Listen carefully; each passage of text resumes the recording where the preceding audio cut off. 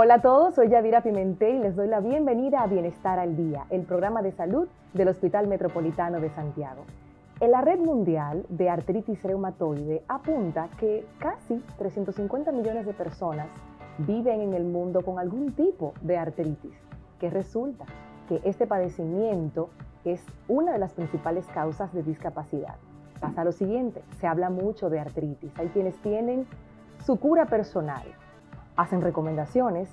¿Y qué pasa con esto? Que pocas personas llegan hasta las manos de los profesionales como debe ser. Hoy traemos en Bienestar al Día a la doctora Yosiel Ten, reumatóloga del HOMS, para hablarnos ampliamente sobre la artritis. Bienvenida. Muy buenos días, bien. Muchas gracias por la invitación. Encantada de estar aquí con ustedes el día de hoy. Para nosotros es un placer. Escuchamos a la gente hablar de artritis como si fuéramos doctores. Y desde que me duele algo, yo digo, tengo artritis. Hablemos puntualmente de esos síntomas de la artritis antes de uno autodiagnosticarse. Sí. Artritis no es más que simple y sencillamente inflamación de una articulación. Cualquier articulación que se inflame, se edematice, va a conllevar el diagnóstico o la presencia de artritis.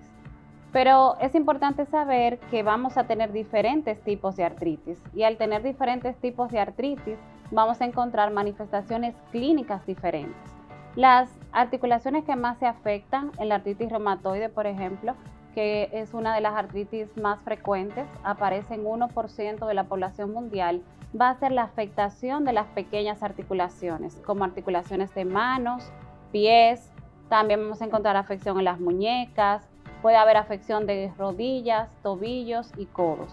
Y algo importante es que la artritis reumatoide se va a caracterizar porque es bilateral y simétrica. O sea que si se me inflama una mano, se va a inflamar la otra. Y hay otros tipos de artritis como artritis psoriásica, osteoartritis, espondiloartritis, que van a tener predilección tanto la artritis psoriásica como la espondiloartritis por los lugares donde se insertan los tendones, que son las entesis.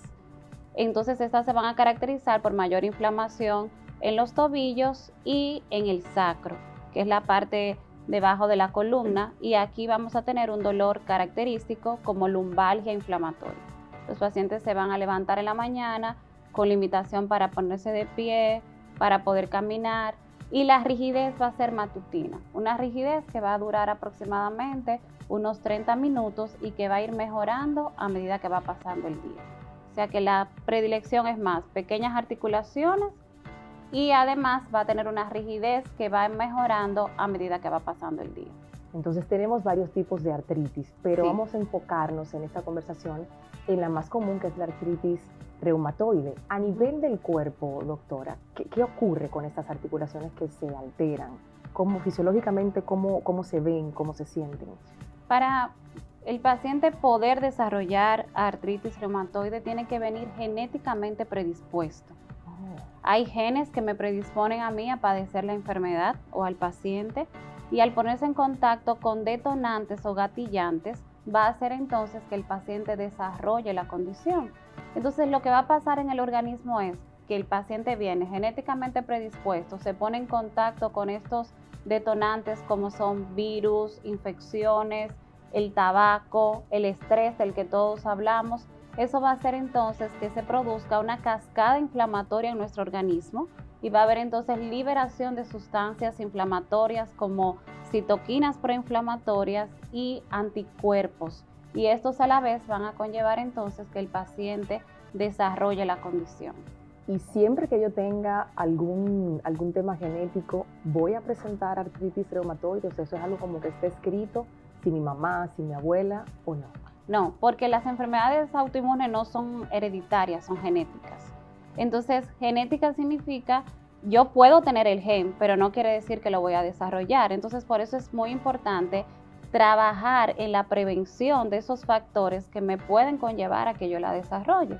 Entonces, tratar de cuidar esa parte como hacer ejercicios, comer saludable, evitar fumar, porque el tabaco está demostrado hoy en día que exacerba la enfermedad y puede hacer incluso que se la desarrolle el paciente después. Uno puede tener el gen, pero no necesariamente va a desarrollarlo. Respiremos todos, porque resulta a veces un componente de miedo de que si tu mamá o tu abuela lo tiene, entonces uno pudiera pensar que sí, pero no.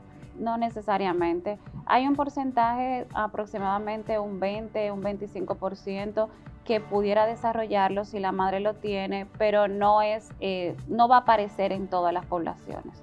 ¿A qué edad es normal empezar a ver síntomas de una artritis reumatoide? La edad va a aparecer entre la tercera y cuarta década de la vida, pero también hoy en día lo estamos viendo en pacientes mucho más jóvenes, desde los 20, 25 años, porque las enfermedades autoinmunes, y la artritis reumatoide es una de ellas, es una enfermedad de pacientes jóvenes, afecta a gente joven.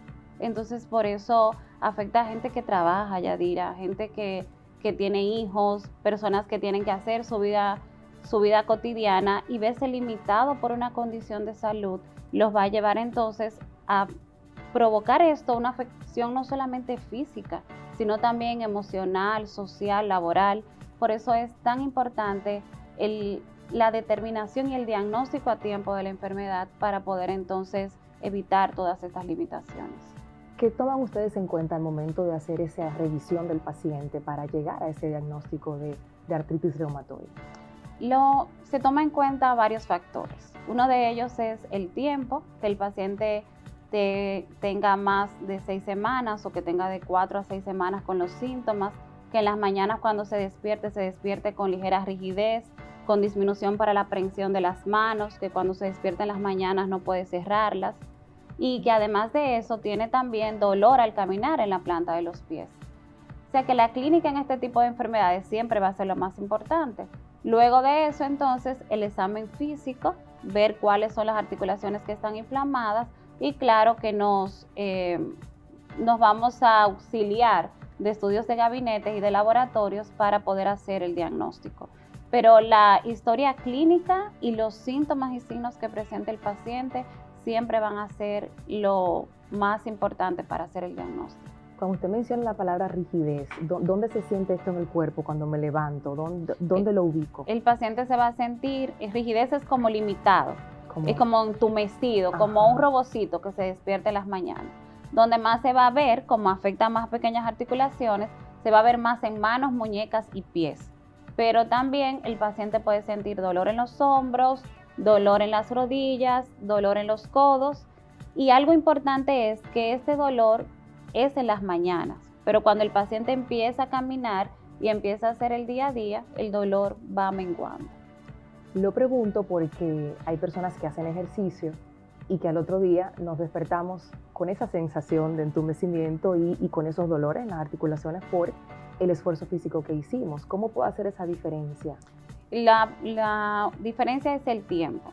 A veces cuando uno hace ejercicio o ha hecho mucho trabajo el día anterior, se levanta un poquito entumecido en las mañanas, pero eso en 5 o 6 minutos, en lo que te cepillas, cuelas el café, esa rigidez va mejorando. En los pacientes que tienen artritis reumatoide o que empiezan a padecerla, la rigidez va a durar un poquito más. Además, te vas a dar cuenta que cuando no está asociado a inflamación, el paciente se levanta un poquito entumecido, pero empieza a caminar, o eso le duele de un lado, pero no le duele del otro, mientras que la artritis reumatoide es simétrica, va a darle de los dos lados. De acuerdo. Y cuando ustedes ya van al paso de los análisis, de los exámenes, ¿cuáles son los que se recetan y qué ven ustedes? Los laboratorios indicados para estos pacientes, lo primero deben ser como reactantes de inflamación, que es una eritrosedimentación y PCR. Estas nos van a decir a nosotros si el paciente tiene un proceso inflamatorio. El factor reumatoide, que va a aparecer positivo solamente en un 80% de los casos. Y hay un 20% que tiene manifestaciones clínicas de artritis reumatoide, pero el factor reumatoide es negativo. Hay otro anticuerpo que es el anti-CCP, que es específico de artritis reumatoide, aparece en un 95-97% de los casos y los pacientes pueden presentarlo. Entonces, por eso es importante saber que vamos a tener un grupo de pacientes que son factor reumatoide positivo y un grupo de pacientes que son factor reumatoide negativo. Pero hay otro grupo que tiene factor reumatoide positivo y no tiene la enfermedad, porque puede tener el anticuerpo varios años antes de padecerla o puede tener el anticuerpo por otras causas, porque incluso hay infecciones que pueden positivizar factor reumatoide. Entonces, por eso es que no es solo laboratorios, claro, es sentarse, evaluarlo, escuchar al paciente que nos diga lo que siente y hacer el examen físico para poder llegar al diagnóstico. Y en esos 3 escenarios que usted acaba de describir, que resultan confusos para aquellos que no estamos en la consulta, exacto, día a día con ustedes, ¿cómo lo pudiéramos explicar? Porque si yo tengo artritis reumatoide y por un lado negativo y por el otro positivo, ¿cómo lo puedo diferenciar y qué hacen ustedes en cada caso? En este caso es importante, además de los laboratorios, realizar, por ejemplo, estudios de imágenes. Okay. Dentro de los estudios de imágenes están las sonografías musculoesqueléticas. Nosotros tenemos en el centro radiólogos sonografistas musculoesqueléticos dedicados solamente a esta parte. ¿Por qué es importante la sonografía? Porque se va a aparecer más en enfermedad temprana, en aquellos pacientes que tienen menos de 6 meses con estos síntomas. Las radiografías de manos, que siempre deben de ser las 2 manos, y estas van a aparecer las alteraciones después de los 6 meses.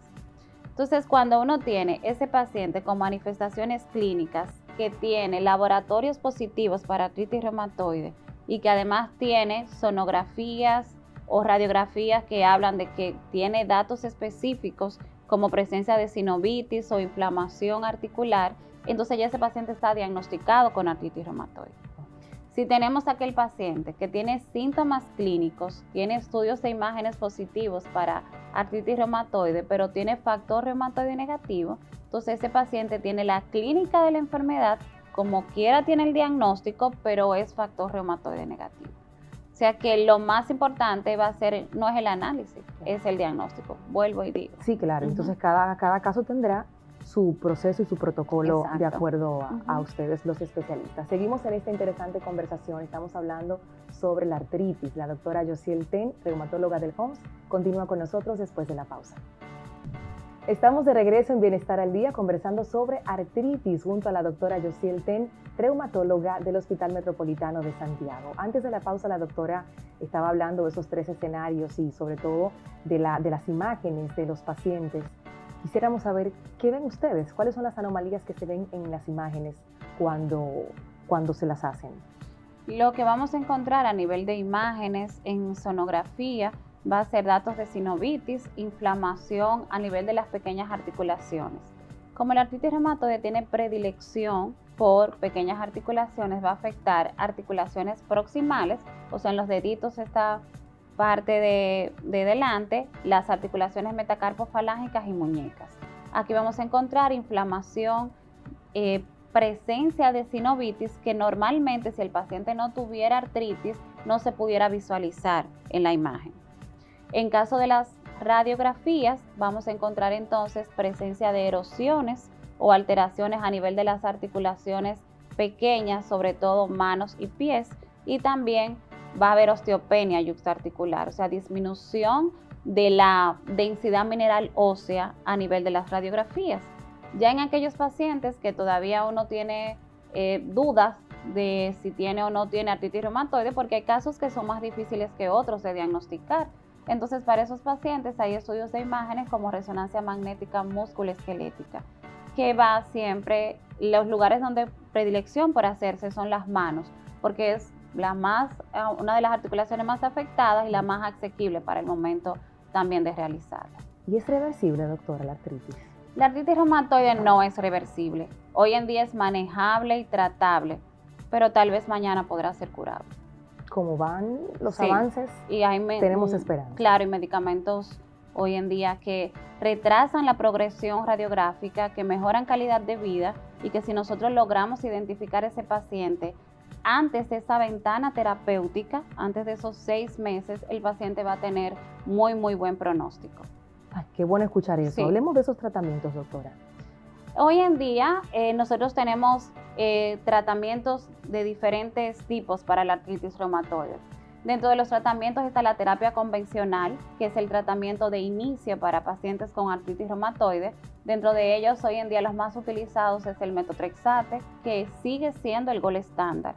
El tratamiento de inicio para pacientes con artritis reumatoide. Además, hay otras moléculas como leflunomide, sulfasalacina, que también se utilizan para pacientes con artritis reumatoide. Dentro de ese grupo de pacientes que son manejados con metotrexate, hay un grupo que no responde al tratamiento convencional. Entonces, como no responde al tratamiento convencional, debe entonces ser migrado a otras moléculas más especializadas, que son los biológicos o pequeñas moléculas.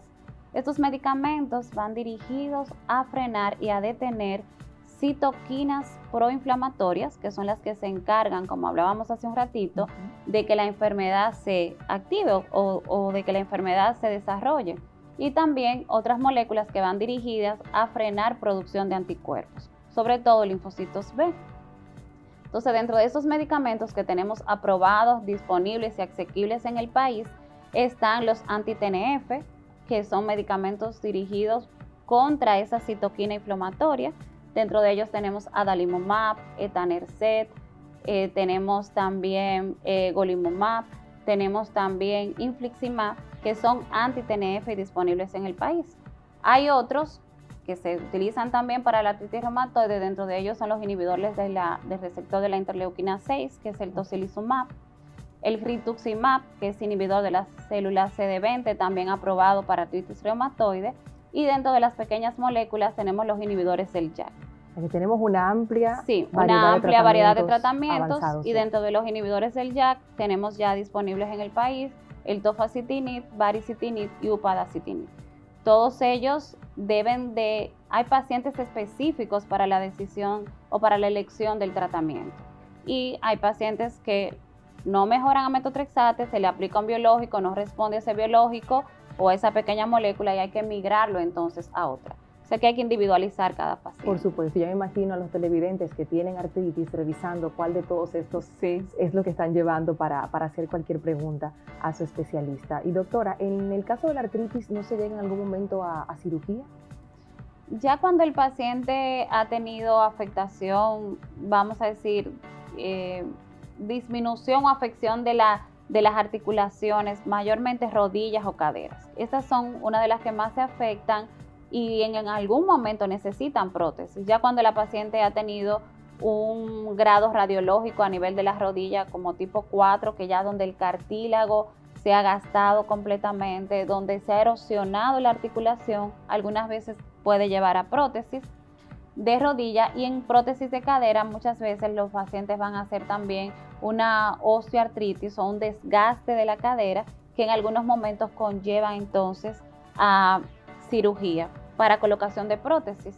Entonces, pero esos son los pacientes que nosotros estamos insistiendo tanto como reumatólogos hoy en día, como sociedad, de que esos pacientes se puedan diagnosticar a tiempo para evitar entonces que tengan que llegar a cirugía. Siguen habiendo retraso en el diagnóstico, ya dirá, hasta de 3 años. ¿Por qué? ¿A qué se debe esto? Se debe a múltiples factores. Nosotros nos hemos dedicado, por decirlo así, en los últimos años a tratar de hacer una campaña dirigida al diagnóstico temprano de la enfermedad. Porque si se hace el diagnóstico temprano, el paciente va a ser referido tempranamente al reumatólogo y esto va a conllevar a que el paciente pueda hacer su vida lo más normal posible. El retraso en el diagnóstico está dado por muchos factores. Somos muy pocos en el país. Ya cuando yo me gradué hace unos añitos, éramos 20 y tantos, ya hoy somos 50 y eso permite tal vez que se puedan diagnosticar un poco más temprano, pero el retraso en el diagnóstico tiene que ver en que tardan mucho para llegar al reumatólogo y porque nosotros no somos un médico primario, o sea, los pacientes llegan donde nosotros porque vienen referidos de otros médicos. Entonces el retraso está más bien en el referimiento tardío del paciente. Eso es importante anotarlo y también empoderar a los que nos están viendo en este momento. Ya han escuchado a la doctora hablar de esos síntomas puntuales, ese momento en que te levantas y no puedes cerrar tus manos, de que te duelen estas articulaciones menores, la muñeca, el tobillo, la rodilla. Si ya estás ahí, estás sintiendo esto, entonces tú mismo le puedes decir a tu médico, sí, yo necesito, doctor, que me refiera con un reumatólogo. Y están llegando, los pacientes están empoderándose, los pacientes están buscando información y llegan referidos porque ya otro paciente le comentó o porque vieron alguna información en las redes.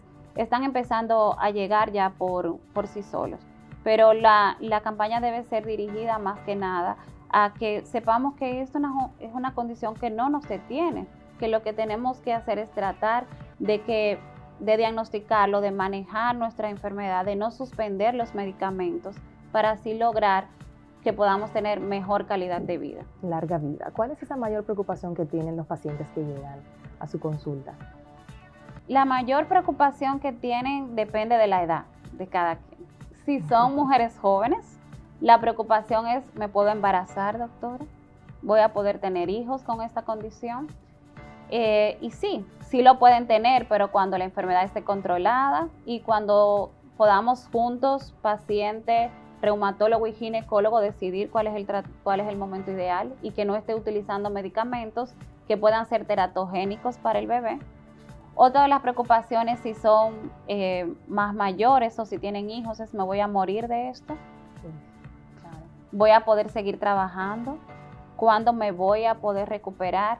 Entonces son muchas dudas que los pacientes tienen, pero la mayor preocupación es si van a poder volver a hacer su vida normal, o sea, caminar solos, correr, trabajar horas regulares, porque muchas veces necesitan dejar horas de trabajar porque la limitación en las mañanas, si se despiertan a las 7 de la mañana, para ir a trabajar van a tener mayor limitación, entonces empiezan a llegar tarde a sus trabajos. Entonces la preocupación mayormente va más por esa parte. Y un mensaje final para esos pacientes que precisamente entiendan que con tratamientos y con seguimiento pueden tener una vida plena. Lo más importante con esto es que los pacientes entiendan que es una condición autoinmune, pero es una condición que se controla. Que es importante saber que si se diagnostica a tiempo, podemos nosotros tener una vida casi normal. Y que además de eso, el uso del tratamiento, no suspender la medicina, es muy importante.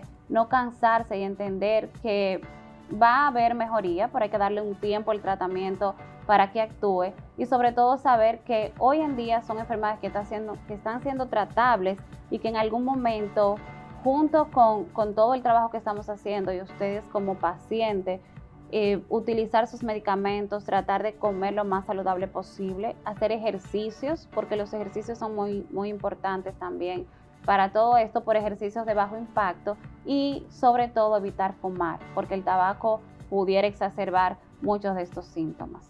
Muchísimas gracias, doctora Ten, por participar con esta conversación hoy en Bienestar al Día. Aprendimos muchísimo sobre artritis. Hacemos una pausa y cuando regresemos, los 10 consejos para disminuir esas molestias de las que hablaba la doctora y que causan la artritis. Ya volvemos. Estamos de regreso en Bienestar al Día y ya aprendimos que la artritis es la inflamación de las articulaciones de nuestro cuerpo y es además una de las principales causas de discapacidad. Acompáñanos hasta el Hospital Metropolitano de Santiago para conocer 10 consejos de cómo podemos mejorar los síntomas de la artritis. Adelante. Estos son 10 consejos prácticos para el paciente que vive con artritis reumatoide. Lo primero que le diría al paciente es que evite el aislamiento. Padecer de artritis no es un diagnóstico catastrófico y los avances dentro de la medicina en cuanto a tratamientos y modificaciones en el estilo de vida han permitido que el paciente en su día a día mantenga una capacidad funcional comparable con el paciente que es completamente sano, que no padece de esta condición. Lo siguiente que le diría en ese mismo sentido es llevar estilos de vida saludables. Lo primero que tenemos que hablar en este aspecto es la pérdida o el mantenimiento de su peso. Está demostrado que el peso corporal, el aumento del mismo, el exceso, ya lo que sería la obesidad, aumenta los episodios de crisis de dolor, que son los que limitan en mayor sentido la funcionabilidad de los pacientes y hace que el paciente tenga ausentismo de su ambiente laboral y deba permanecer en la casa sin poder hacer sus funciones del día a día. Otro hábito saludable que debemos tomar en cuenta es el tabaquismo. Si el paciente ya lo consume, debemos tratar de dejarlo en la medida posible o tratar de evitar adquirirlo como un hábito nuevo en el desarrollo de su vida, ya que algunos de estos pacientes van a padecer de artritis desde muy temprana edad y puede que al pasar los años entonces vayan adquiriendo cierto tipo de hábitos tóxicos como el consumo de cigarrillos. El consumo de cigarrillos como tal está demostrado que aumenta también las crisis de dolor y la severidad de la enfermedad. Otro de los hábitos saludables que debemos destacar o tomar en cuenta es el consumo de cafeína. El consumo de café está ligado al aumento de crisis de dolor en el paciente. No se recomienda que el paciente lo abandone por completo, pero sí que lo limite a la cantidad mínima posible en el día a día.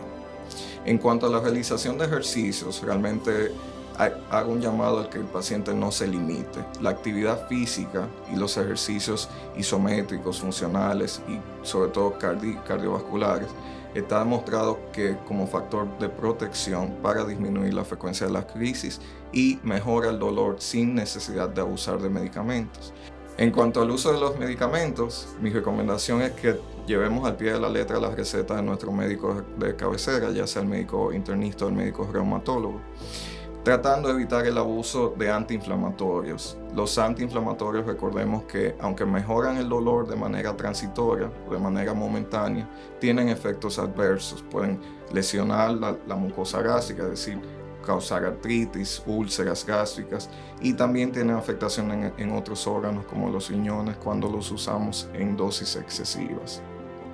En ese mismo sentido también, el tratamiento de la artritis conlleva seguimiento tanto en la consulta como con analíticas para que nosotros como personal de salud podamos monitorizar que los medicamentos o los fármacos que estamos utilizando no estén causando toxicidad, es decir, no estén haciendo daño en vez de bien en el paciente. Así que el paciente debe de igual manera acudir de manera religiosa a sus controles tanto de consulta como en cuanto a analíticas de laboratorio. Algo que también recomiendo al paciente es dialogar sobre su condición con su entorno, con sus familiares, con sus colaboradores en el ambiente laboral, con sus jefes. Habrá días difíciles donde el dolor evite que ustedes puedan hacer sus funciones de manera adecuada, de manera normal o quizás con la agilidad y destreza acostumbrada. En estos momentos quizás un poco difíciles para ustedes, ese apoyo de su entorno será crucial para no sentirse excluidos y sentir que pueden seguir siendo parte funcional dentro de sus diferentes ambientes, tanto sociales como familiares como laborales. Y así llegamos al final de esta entrega de Bienestar al Día. Muchísimas gracias por habernos acompañado. Con ustedes nos encontramos la próxima semana. Soy Yadira Pimentel. Hasta pronto.